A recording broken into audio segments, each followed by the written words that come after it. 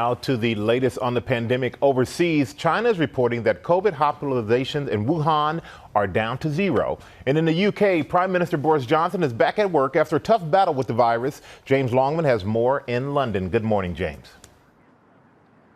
Yeah, good morning, Michael. Prime Minister Boris Johnson is back at work, but he does have a lot of work to do. There's been a lot of criticism about how his government has tackled this crisis, and there doesn't seem to be a plan as yet of how he plans to get this country back to work.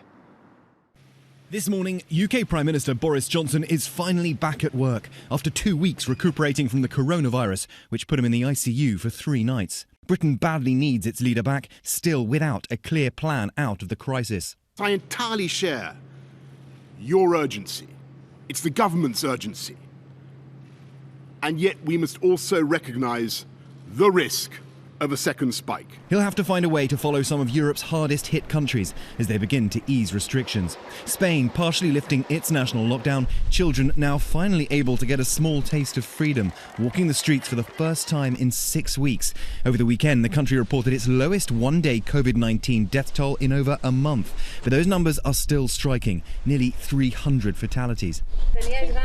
And it's far from normal. Children are only allowed to accompany a parent for essential errands. Playing outside is still prohibited.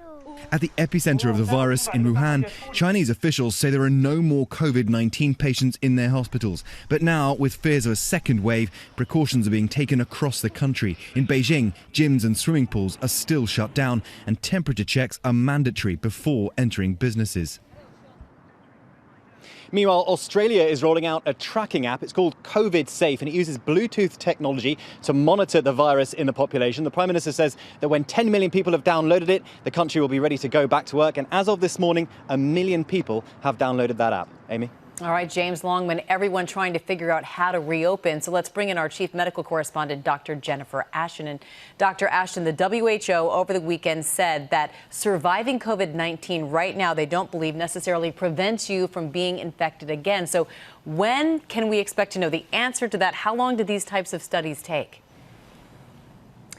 Amy, the short answer is it could be as long as years. We have to remember this virus is barely 5 months old, and we need a considerable track record or history of period of time to study this. We do know, though, based on other coronaviruses, same family, that you can become temporarily immune and then that immunity wanes.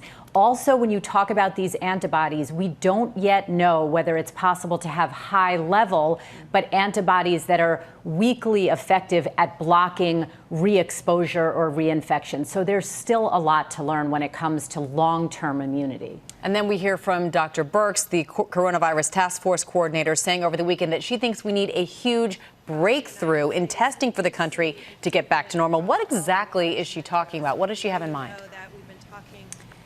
Well, Amy, I think that at the top of that list is the understanding implicitly that we're not just talking about the ability to test one person one time. Because remember, if you test negative, you might need to be sequentially tested multiple times in the future until we have a vaccine. We also need a test to be fast, cheap, accessible, and accurate. So ultimately, like a home pregnancy test, and we're not there yet. All right, Dr. Jen Ashton, we appreciate it. Thank you.